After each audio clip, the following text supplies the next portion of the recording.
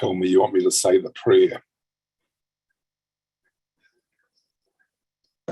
Just quickly see if you could. If he doesn't turn up in the next 30 seconds. Give me the nod. Okay, thanks, mate. I'm sure you'll do well. Right. We are ready to. We're being lost.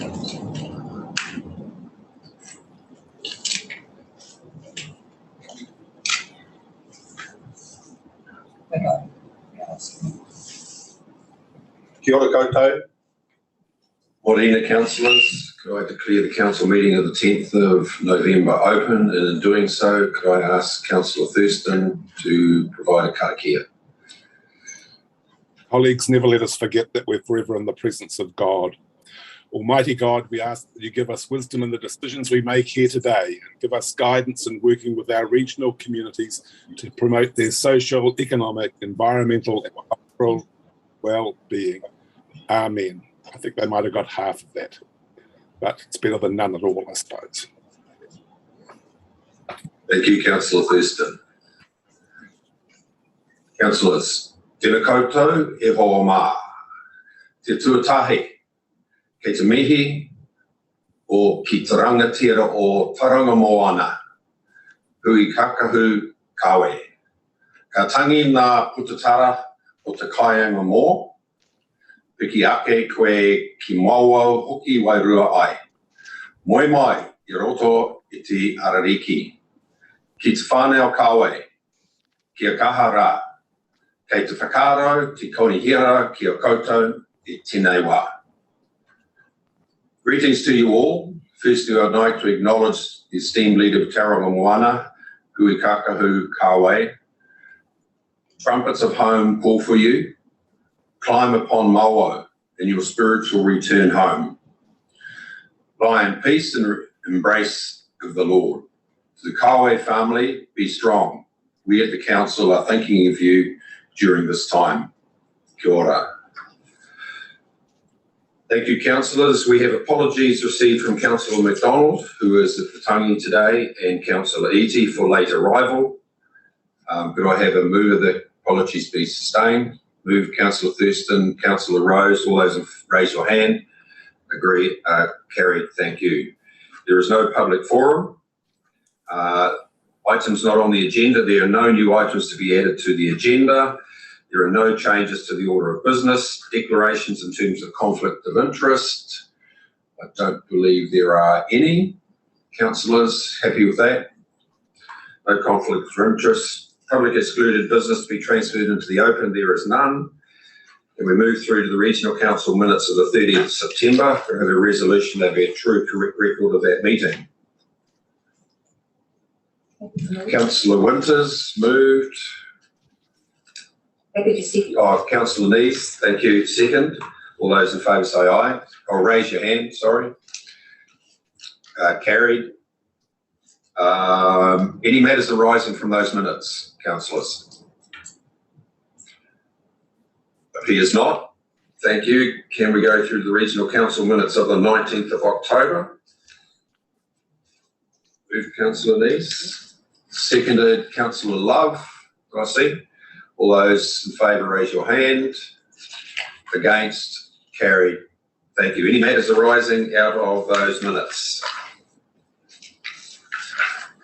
Appears not. 8.3 Rotorua Yarra Lake Strategy Group minutes of the 14th of May.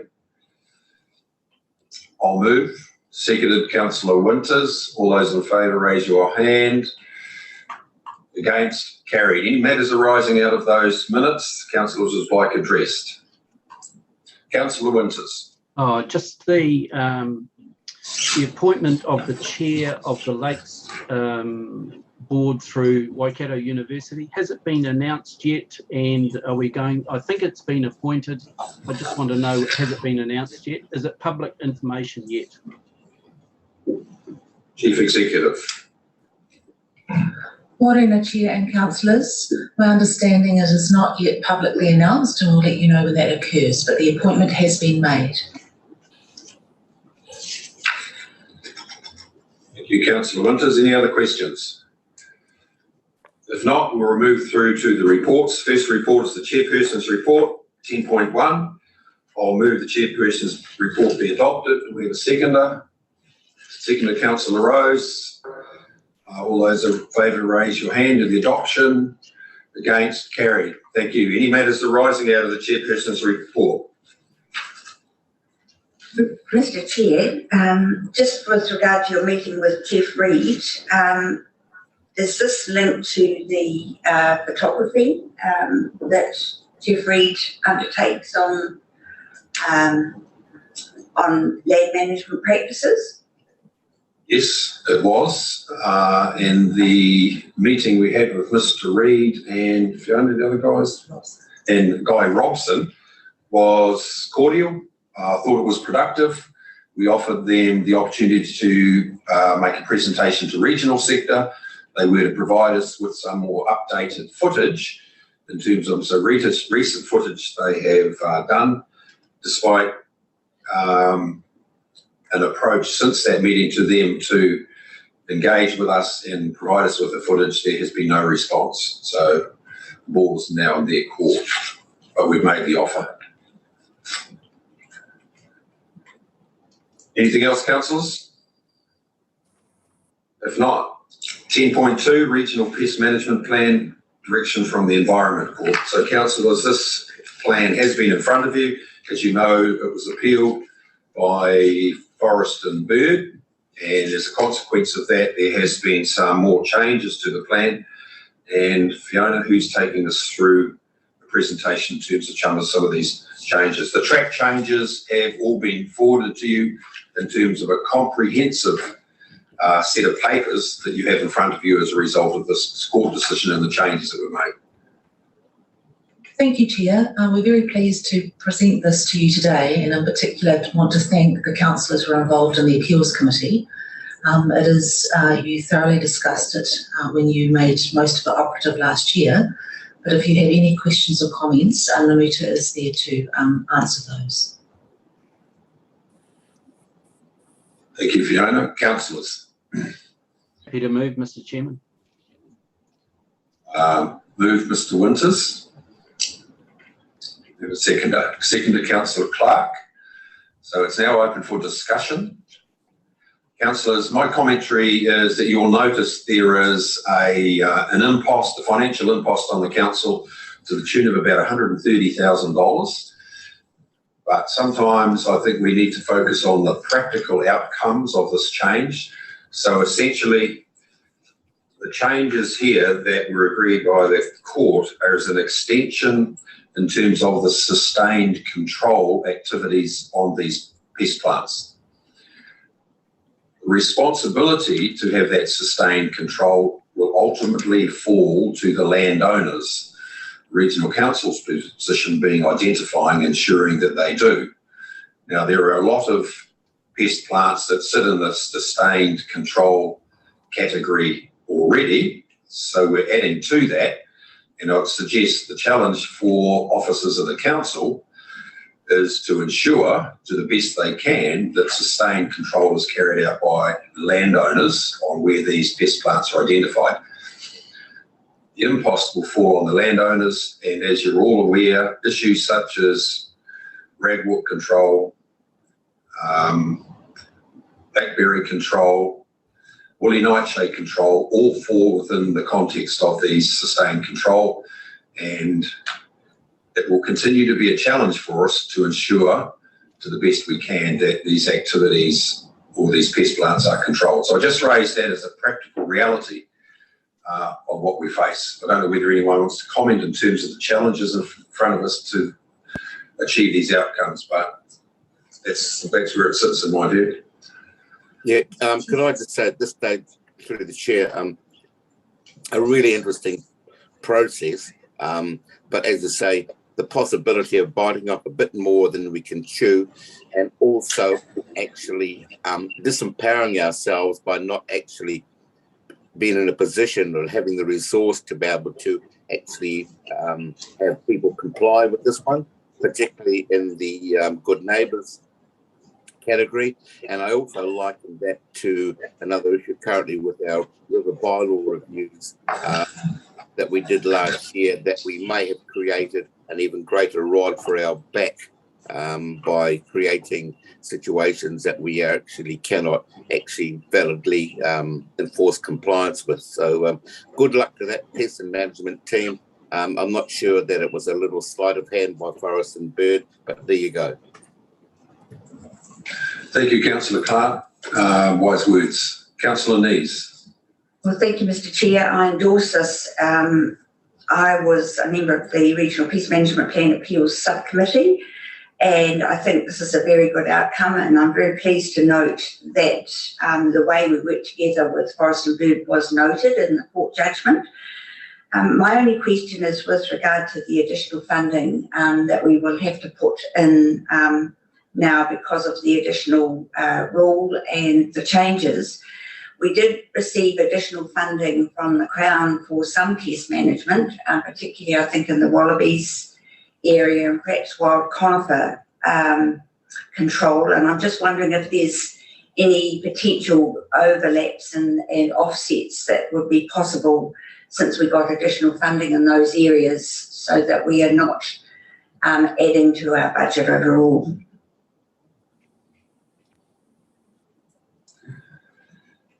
Through you, Chair, we will be coming forward with an annual plan investment proposal for next year. This year we will seek to reallocate funding. It will be a consideration for you in your next annual plan. Councillor Nees. No further. Councillor Brunning. Thank you. Yes, it won't be easy to implement this, of course. It never has been. One of the things is dealing with territorial authorities and Kiwi Rail with their corridors. I understand that we've had a fairly good relationship with Western Bay Plenty District Council and that they have kept on top of woolly nightshade. But education is going to be the key in this. It's the only real tool we have. Thank you. Thank you, Councillor. Any further questions, councillors? Otherwise, the recommendations on page 43 have been moved and seconded. No further debate. All those in favour of adoption, raise your arm. Against? Thank you. Carried. Leads us to 10.3, rates collection project update. Mr. Chairman, I'm just wondering, when you asked for show of hands, and you then for the naysayers, can there be a sort of because I can't see everybody when they vote or not vote. So I'm just wondering, because this is a sort of a new technology, I just want to know how many voted and how many didn't vote for this. I couldn't see it. Okay, I'll endeavour to let you know if there is an opposition vote or a negative vote, Councillor Winters. That's all I require, Mr. Chairman. Sorry. Thank you. That's fine. Thank you. So, rates collection update. Chief Executive, is this Annabelle presenting? Annabelle, welcome. See you on the screen. Yes, thank you, Mr. Chairman. And this paper follows the direction you gave us at a recent workshop, and we're seeking your decisions now. This is a very large project that we're doing this year in regards to council seeking to have greater visibility, transparency and equity in terms of its rates collection. So I'll leave it with Annabelle to present. We do have a presentation for this paper. Kia ora koutou. Under the Local Government Rating Act, Council must make a number of decisions in relation to rates collection. All other decisions can be delegated to staff, and in Appendix 2 of your report, there is a document there that is proposed to be inserted in our Council Delegations Manual, which does delegate all other decision-making and administrative duties to staff across the organisation sitting in the relevant functions. I'd like to assure you that we won't be making any significant decisions under those staff delegations without Council having visibility of them. So, for example, there's debt collection processes that we can take for rates that are outstanding. And in the most extreme of circumstances, that could essentially lead to, or Council has the right to sell a property to recover significant rate debt. Now, of course, we wouldn't be doing any of those things without consulting and making Council aware of those issues. We're intending to take a regular report on rates collection with all sorts of statistics around rates, including debt management processes, to Monitoring and Operations Committee on a regular basis. That leads to the other decisions that Council must make, and we discussed those extensively at the workshop in September, and it was very clear from those discussions that we hadn't really articulated well the impact of the recommendations on the customer. So I'd like to draw your attention to page 291 of your report, which includes an appendix around the impact of the recommendation and the alternative that was discussed at the workshop on the customer. And I can actually share that for you if you like, if you don't have your that in front of you at the moment. So hopefully you can see that. So on the left-hand side in the green shaded section is payment plan options, and there's a... Sorry to bother you, Annabelle. Could you please share that information for the councillors so that they can see it up on the screen? Right, I've tried to do that, so hopefully... Oh, I just need to push the share button. There you go. Can you see that now? Yes, thank you. Okay, so in the green shaded section on the left-hand side are all the payment options, payment plan options that are available to customers. So they can pay weekly, fortnightly or monthly to smooth their payments across the entire year. So they don't have to be bound by a due date that's smoothed for them without incurring any penalties whatsoever, as long as they stick to their payment plan. If they miss the payments under their payment plan, then we simply recalculate that and spread it again. So, as long as we're managing that payment plan along with the customer and their preference, then we're able to make that more affordable for them than a lump sum payment. The other option for customers is manual payments, and they control that, and so they can either make payment in a lump sum or they can drip feed at their own rate as they wish to, but they would have to pay by the due date to avoid any penalties. So I think with the one payment term in October, the cost of that is $350,000. Explained in the report in the financial implications section. There are fixed costs around rates collection, and that's all in relation to your setup, your technology system, and then there's flexible costs depending on how many instalments we have. So the cost of instalment is around $350,000, and that covers things like printing and postage and increased customer support services for that 3-month peak rate period. So we are recommending that we go for one instalment because of the cost. And if we look at the 2 instalments, the only difference for the customer is really that they have an option of having 2 payments rather than one if they want to pay in a lump sum. The payment plans remain exactly the same for all other customers, but the cost of that instalment is $700,000, and that impacts significantly on the efficiencies as outlined in the financial implications sections and reduces the overall savings by $3 million across the 10-year period.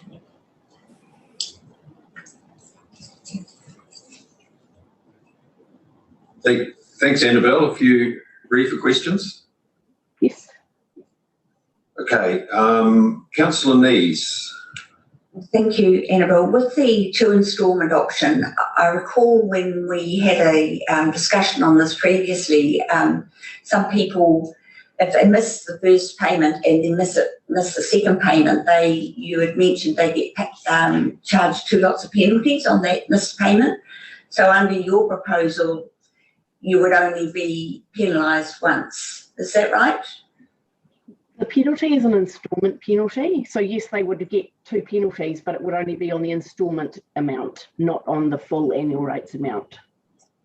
And not on the interest, not on the penalty. For example, if they missed the first penalty, had a 10% penalty on that, they don't get another penalty on top of the previous missed payment and its penalty.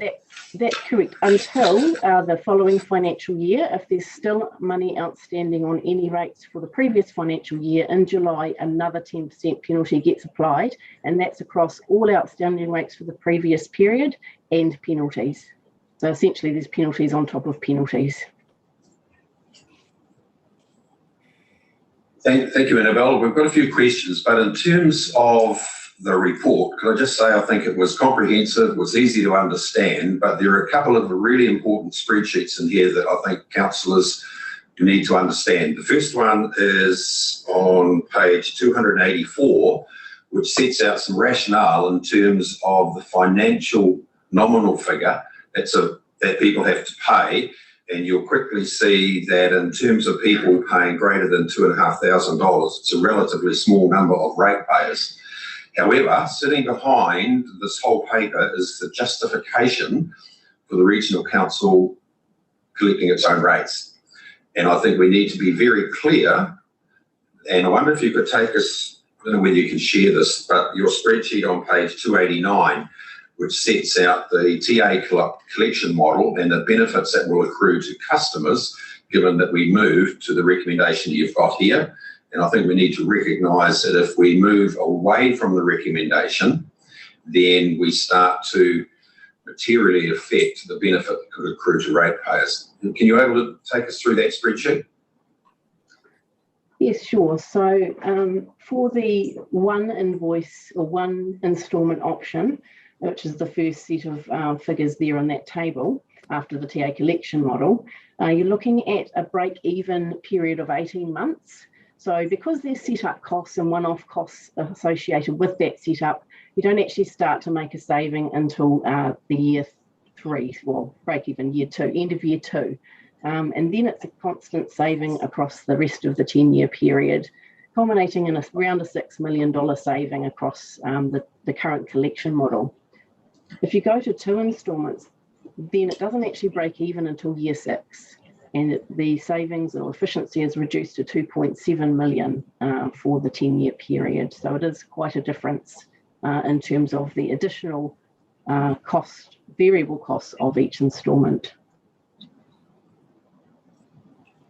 Okay, thank you for that, Annabelle. So we have questions in order of Councillor Von Duddleston, Rose, and then Winters.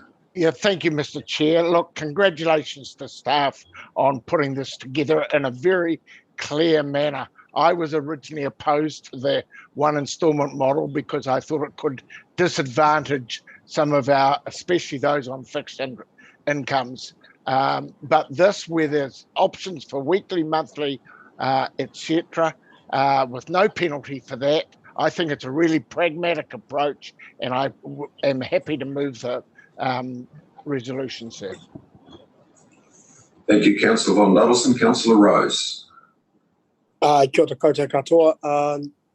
Yeah, I fully support what's being said by staff, and I just want to commend staff for an excellent report. It was easy to read and very easy to understand. I'm willing to second this.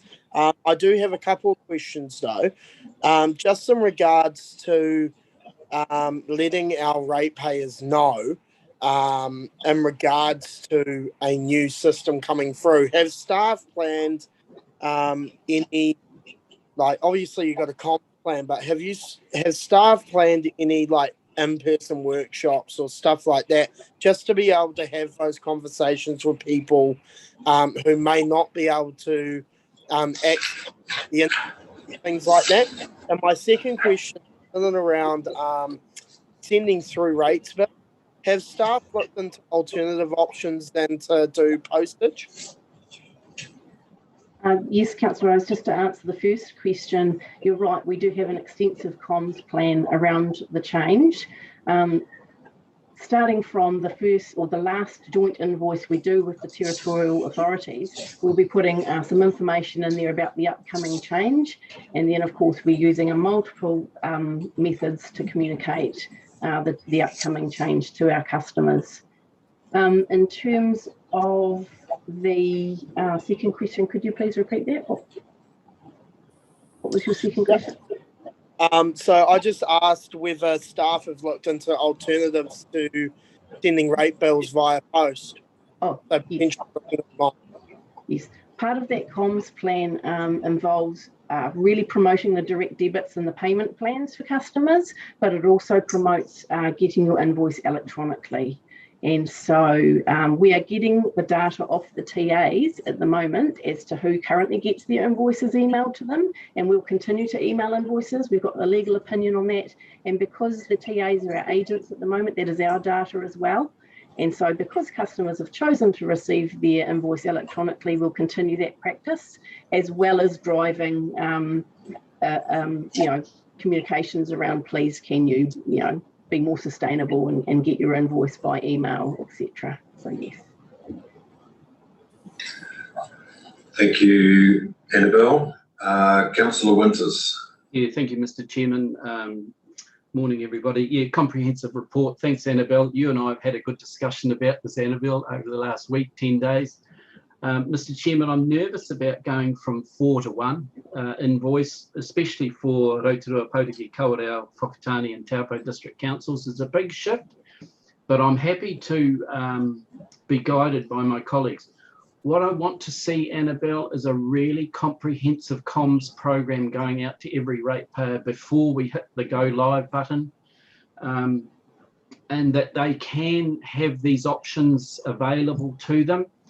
And if I ring up and there's going to be staff time in doing these direct debits, changing the direct debits from the one invoice, I want to be assured that staff are going to be on the end of the phone. They're going to be well trained, well versed, and give me a timeline. So if I ring up, how long is it going to take me as a ratepayer to change to a direct debit? Is it going to be a 5-minute conversation? Is it 2 minutes? Or is it going to take me a while? I'm just concerned about the time, not only for our staff, but also our customers to change it to a direct debit. Give me a timeline of how long is the conversation going to take? Yes, and I'd like to assure you that we're doing multiple sort of options for customers to go onto direct debits. One is a web form where it's actually, once they search for their property, the form's pre-populated and all they need to do is put their bank account details in and the frequency that they would like. We then calculate the charges for them. They can start it later if they want to, or finish it earlier if they want to. So start and finish date, they can choose themselves so that they can actually see the impact of how much that's going to be for each payment. We also, of course, will have paper-based forms for those that prefer to do it through that method as well. But we're expecting that all of the customers that are currently on direct debits, there's around 50,000 across the region. We're getting that information off the TAs, and we'll be targeting those people with a pre-populated form, either it be web form or direct them to the website, so that it's actually, we're proactively making the process much easier for them to transfer their direct debit from the TA to us for our portion of the rates. Thank you, Annabelle. And also, just so that if I set up a direct debit for year 1, does it transfer into subsequent years, or am I going to have to do this every year? No, it transfers into subsequent years. What we need to do is, as soon as the rates are struck for the next financial year, we recalculate their direct debit, because of course the amount will change, and then we notify the customer 10 days before the change takes place in terms of coming out of their bank account. So they don't need to do anything. It's a set and forget process.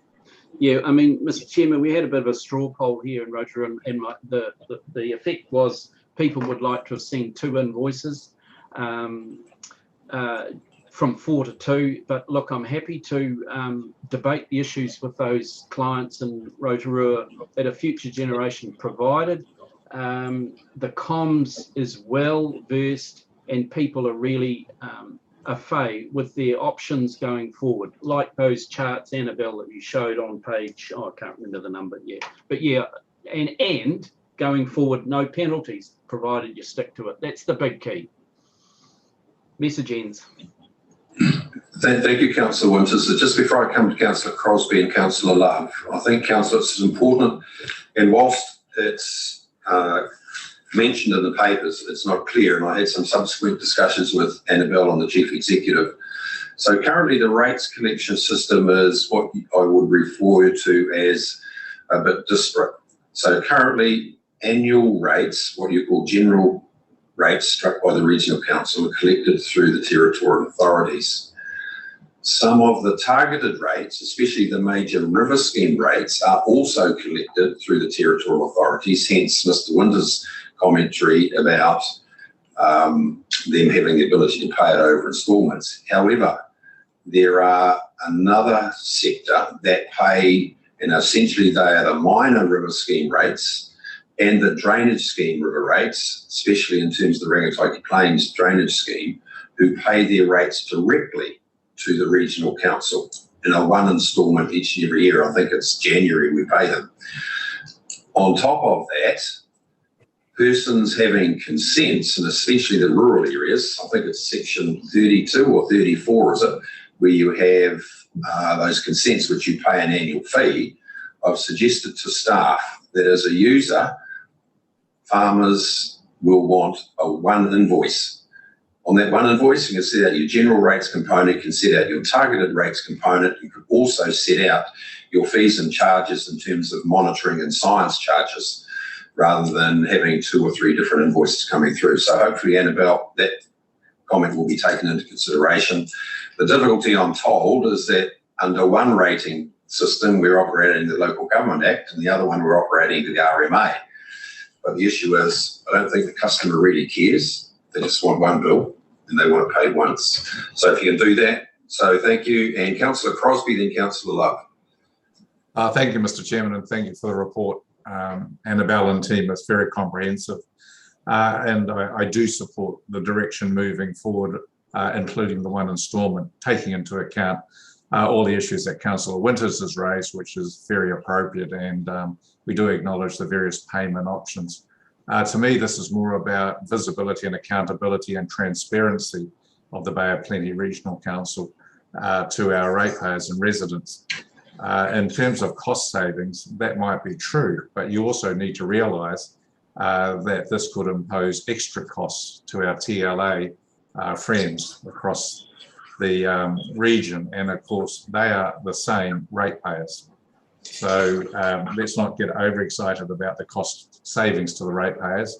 I'm not sure whether to be neutral or beneficial, but at the end of the day, I do support this moving forward because it does make us more visible. Thank you. Thank you, Councillor Crosby. Councillor Love. Thank you, Mr. Chairman. As the Chair of Risk and Insurance, I've been through this paper in detail with Matt Taylor. I've been through all the various arguments in it. In regard to the matter of invoicing, it's not instalments in regard to the matter of invoicing. There's significant financial impediments for us if we go do anything but the annual notification. But given the fact that the instalments can be paid to suit the customer in whatever way they choose, I'm happy that the staff have selected the right option for ourselves and also for the ratepayers. Thank you. Thank you, Councillor Love. Councillor Clark. Yeah, I guess my observation of the space, yes, totally support the one payment concept, but make sure that we councillors are totally au fait with this proposal in detail, because the phone's gonna ring, and we need to keep maintaining our credibility and explain the advantages around it. So I guess I'd like to see a little full council workshop where we make sure we all know exactly what's proposed going forward, and will give us all a bit of peace of mind. Cheers. Councillor Clark, thank you, Councillor. If I could just mention that one of the things that the team is putting together is a frequently asked questions sheet for councillors, so that if they get questions from the community, the answers are there in a one-stop shop, one-pager for you, if that would be helpful. Thank you, Annabelle. And just before I put the resolution, I'll be assured that you'll take into account the comments I made in terms of one invoice going out to individuals who pay multiple sub-invoices in terms of activities. So with that, councillors, there's no more questions. The recommendation on page 279 in terms of the adoption has been moved by Councillor Von Duddleston, seconded by Councillor Rose. All those in favour, raise your hand. Against? There's no against, so I'll declare it carried.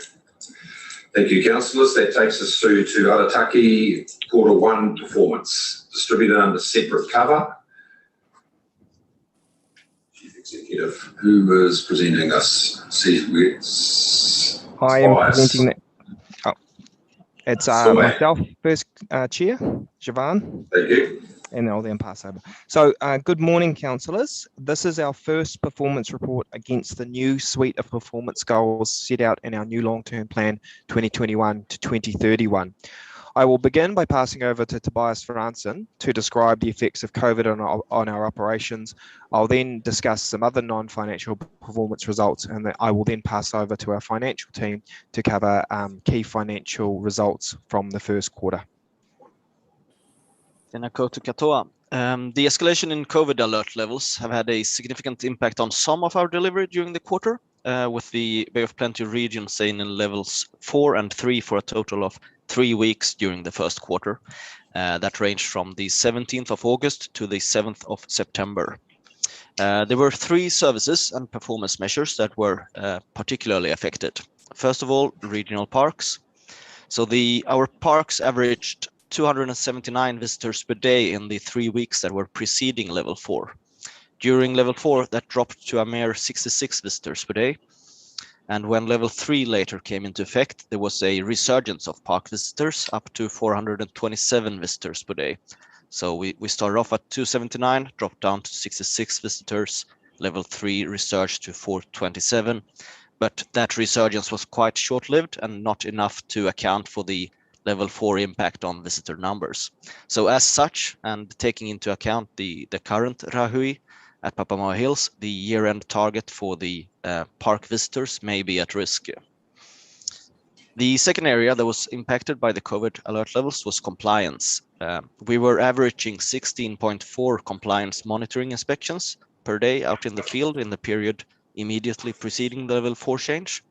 During level 4 and 3, those 16.4 inspections dropped to 3.6 inspections per day. It is therefore quite probable that this period of lockdown will affect the achievement of the year-end target for compliance inspections. However, it's not all bad. The compliance performance monitoring that was desk-based continued relatively unchanged during the period, thanks to the ability to conduct work from home. So in the period immediately preceding level 4, the compliance team averaged 49 desk-based PM assessments per day, which only dropped down to 37 assessments during level 4, and then bounced right back to 49 assessments per day during level 3, which is quite impressive. The third and final area that was impacted by the COVID alert levels is public transport, and the patronage is the area that experienced the most significant negative impact. In the 3 weeks immediately preceding alert level 4, there were approximately 6,400 B-card trips per day registered. During alert level 4, those 6,400 trips dropped down to 350 trips per day. During alert level 3, that then increased, but only to around 800 trips per day. And this makes it almost certain that the lost patronage during the alert level 4 and 3, coupled with a slightly reduced patronage in July compared to previous year, when we had free trips after the RITS implementation, will likely lead to us missing this year's patronage target. I will now pass over to Sivan to discuss some other performance during the quarter. Thank you, Tobias. So I'll now move on to some notable non-financial performance in areas that weren't significantly affected by the COVID alert level changes. Our resource consents team set a new record for the number of consents processed in the first quarter, processing 194 non-notified consents in that period. Of these, 95% were processed within the statutory timeframe, achieving its LTP target. And customer satisfaction at 82% was slightly below the ambitious target of 84%, but was still very positive. Our compliance service request timeframes to respond, i.e. the time it took us to respond to calls we received from the public, remained on target throughout the quarter despite the effects of COVID lockdowns. Odour and smoke calls continued to dominate the types reported. There was a single air quality exceedance early in the quarter, and our investigation of that started the same day, achieving our LTP target. And notably, there has not been a Rotorua airshed exceedance since May 2020. Our maritime operations team responded to all notified oil spills during the period within time, and only had one navigation aid at the end of the period out of almost 1,000 that was not regarded as being of good quality. And throughout the quarter, it also maintained at least one vessel available in all areas at all times. That is a 24/7 response. In terms of our work with the community, there was one major community engagement during the period, which was for the bus network in Papamoa, Mount Maunganui and Te Puke. We had over 100 respondents to this, and our representativeness in terms of gender, ethnicity was very good. The only area that was a little unrepresentative because of the nature of the engagement was location, as it was very focused on those specific areas. And while we did not have any environmental enhancement fund projects completing in the first quarter, so we cannot calculate the return on investment or whether or not they achieved their goals, we did allocate almost 80% of the year's funding during that first quarter, which is a significant improvement on the rate we were allocating funding last year. I'll now move on to my next topic and briefly summarise the current state of Regional Council's people. So our current headcount is 476 and our current total FTE is 445.9. At the same time last year, we had a total FTE of 428, which means there's been an increase of 17.9 FTE in the 12-month period, which is about 4.2%. Our turnover at 8.3% is lower than the same time last year. And it's very notable that turnover for Regional Council has remained under 10% since August 2020. So that's a very positive sign for retaining staff, particularly in an environment which has been characterised by some as potentially involving a great resignation in the near future. That's the end of my summary of non-financial performance. I'll now pass to Debbie Hyland to provide insight into financials. And at the conclusion of that, I'll be available, as will Tobias, to answer any questions that have arisen from our presentation. Tēnā koutou katoa, Debbie Hyland, Finance Manager. Actually, my job today is to introduce Miriana Torua, our Finance Support Team Leader, who has worked very hard to prepare our quarter one and full year forecast. Thank you. Thank you, Debbie. Tēnā rā tātou, Chairman, Leader, Councillors and Chief Executive Tumu Whakarai Fiona. I refer to Section 4 of the Council Arotake Report. Council is forecasting a year-end operating deficit of 12.3 million, which is 1.3 million lower than the budgeted deficit of 13.6 million. The lower than planned operating deficit is due to forecast operating revenue being 3.8 million lower than plan and forecast operating expenditure being 5.1 million lower than plan. The major variances are in public transport. Council is forecasting capital expenditure of 29 million. This is 5.5 million lower than budget of 34.5 million. This is primarily due to revised timing on our flood protection and resilience projects and buildings upgrade program, which is offset with higher forecast spend on Papamoa Regional Parks upgrade. Council is forecasting capital revenue of 9.3 million, which is 1.7 million higher than budget due to timing of claims for central government funding. I refer you to your separate agenda pages 25 and 20 to 28, which detail year-to-date variances against budget for operating revenue, operating expenditure and capital expenditure, and the impact on forecasted reserves for the balances for the year ended 30th of June 2022. I take the Arotake report as read, and Debbie Hyland and I are available for questions or comments you may have. Please note that Treasury will be covered by Debbie Hyland, Finance Manager, and Mark Lecomte, Principal Advisor Finance, in the public excluded section later in the agenda. Thank you. Just by way of highlights, Mark Lecomte will introduce our Treasury section before we move into public excluded. Thank you, Mark. Kia ora. So as some key highlights from our Treasury section, we currently have some $210 million invested and just over $180 million borrowings, with a further 15 million of new borrowings that was approved but is as yet undrawn from the LGFA. One of the substantial things facing how we work in the Treasury environment is the forecasts for rising interest rates. That's a net favourable change for us because we are a net investor overall, so we get a small gain there. And also our borrowing rates are fixed for longer terms than our investing rates. So we have a lot of money invested relatively short term, so we're positioned to benefit from rising interest rates on those, whereas our borrowing has been hedged over time, so those borrowing rates will not increase as quickly. We closely monitor the Toi Moana fund value, particularly because we are budgeted to receive not just its normal dividend, but a catch-up dividend this year, and it's well on track to achieving those value with a current value at 30 September of 38.3 million, i.e. 1.2 million left to make over the year to get to our budgeted dividend. While we're also running budgets deficits at the moment, we also in our treasury space make sure we suitably reserve for asset replacement in long term, and those funds that we can hold for long periods of times, we're considering putting into the Toi Moana Trust. So if we can hold those funds for 7+ years, we can get a higher return on those and also make sure we've managed our risk in that front. We're just going through the due diligence on that with advice from Bancorp and Quayside Holdings. Thank you very much, Mark. Through you, Chair, that concludes our short presentation. Kia ora. Thank you, Debbie. Thank you, Mariana, Mark, and Tobias. And who else? There was someone else there. Siobhan, thanks for that. Right, the report is now open for questions. We have Councillor Nees, Councillor Love, Councillor Thompson. Thank you, Mr. Chair. Firstly, I just want to congratulate staff on a very clear report, very attractively presented. So thank you. I've got two questions really.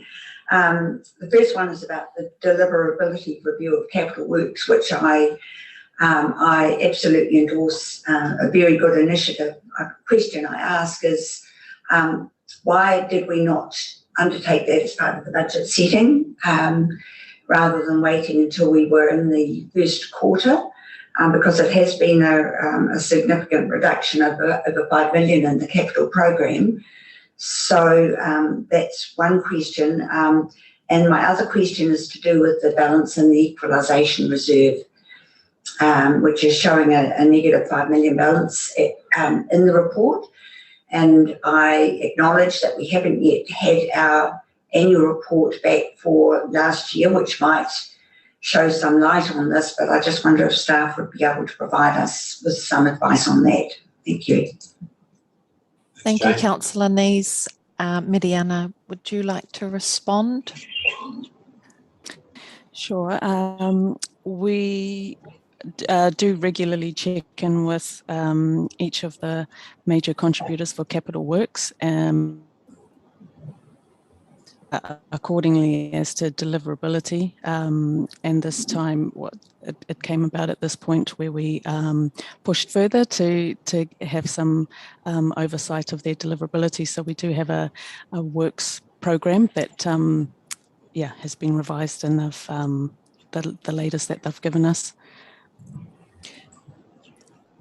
Thank you. Perhaps, and just Mariana, I can also add, Debbie, if you don't mind, yes, because of COVID, we also did a look at deliverability. Because clearly this time round, we didn't have as many essential projects in the field as we did last year.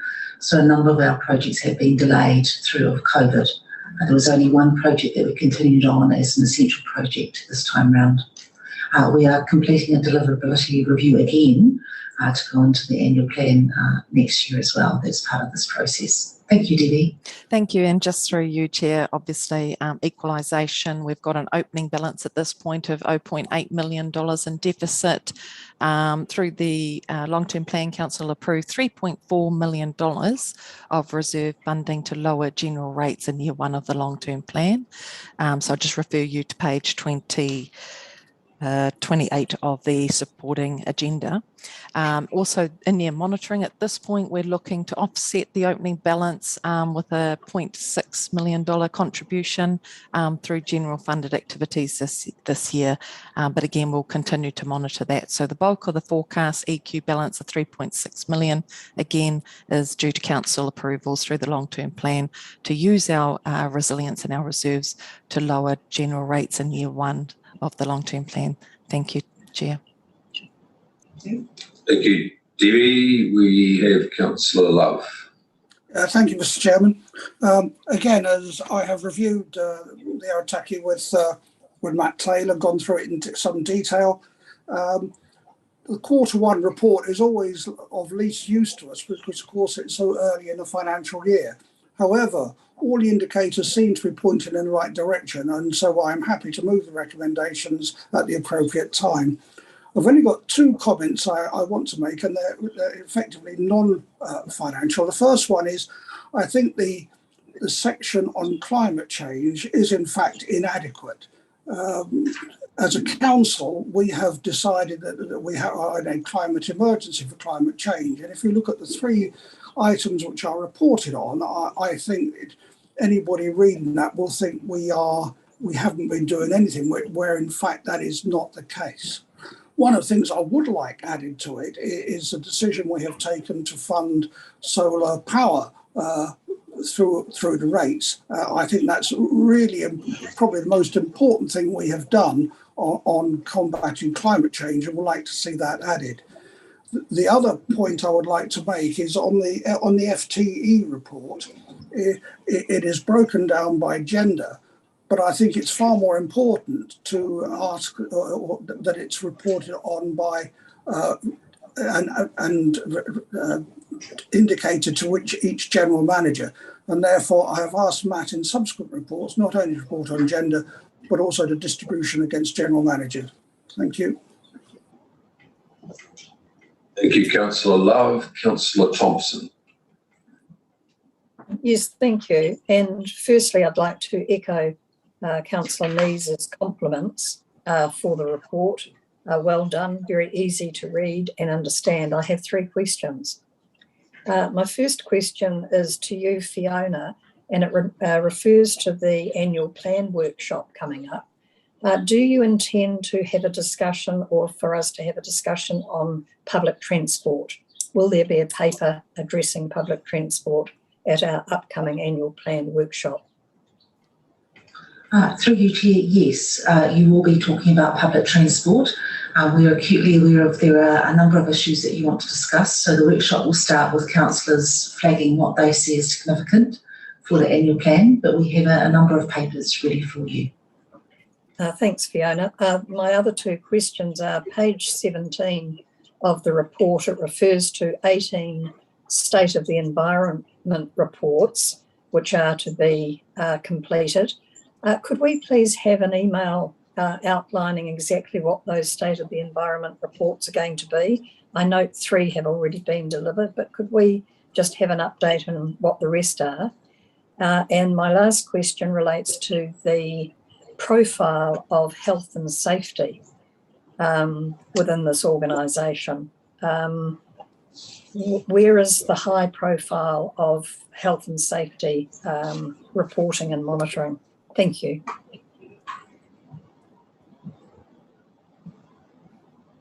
So through you, Chair, health and safety is primarily reported to the leadership team. So every meeting that we have the reporting through there. If there is more reporting that councillors would require through this report, we're more than happy to do that. But the primary focus is through to me as the Chief Executive. I'm very happy to work with you in terms of other reports that you want in regards to that. And in particular, I think it will be useful in the next report to report in terms of our COVID responses and readiness, given the environment that we are in. And Fiona, the question around the 18 State of the Environment reports, could we have just an email outlining what the subject matters are going to be? Oh yes, absolutely. Thank you, Councillor Thompson. Councillor Clark. You're on mute, Mr. Clark. Yeah, just expressing my satisfaction that we have an 80% uplift in our EEF fund. Fabulous. And if that's, and with the possibility we may have to lobby for more. It's great to see that, and also to see that our regional parks are being so well used. I mean, these are actually benchmarks for how our performance as a regional councillor is gauged. They may seem minor in the big picture, but that's public perception, and we seem to be doing very well. So congratulations to everybody, and look out, Greenies will get you some more money with a bit of luck. Keep applying. Kia ora. Thank you, Councillor Clark. Councillor Love, do you have another question? It's just a supplementary, if I may, or just an explanation, just to remind Councillor Thompson and the other councillors that, of course, health and safety is reviewed at every risk and assurance meeting and discussed in detail. So it does have full visibility by councillors and accountability. Thank you. Thank you, Councillor Love. Councillor Von Duddleson. Thank you, Mr. Chair. Just on the health and safety, I've said this before, and it would be good to see prior years, performance. So on the graph that shows, the monthly near misses, for instance, if we could have a spot or on the graph that shows what the prior year levels were, or overall, it's just to get you see a graph of the current year and you've got nothing to benchmark it against without going back through old reports. So if that could be done in future, it would just make the report more meaningful and helpful. Thank you.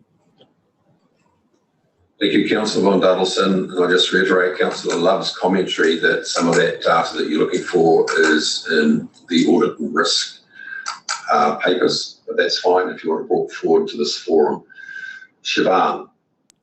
Through you, Chair, the health and safety indicators do include a 12-month rolling average. So, for example, we include the October 2020 results for injuries, near misses, health and safety training completed as well. So you can see back to what it was at the same time last year.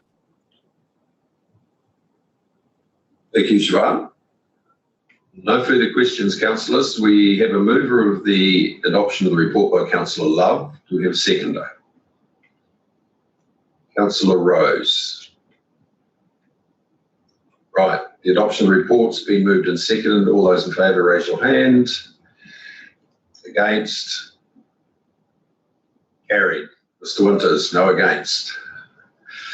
Okay, thank you, councillors. So that takes us through to public excluded section. So I'll move that we go into public excluded. Seconded, Councillor Von Duddleson. Raise your hand.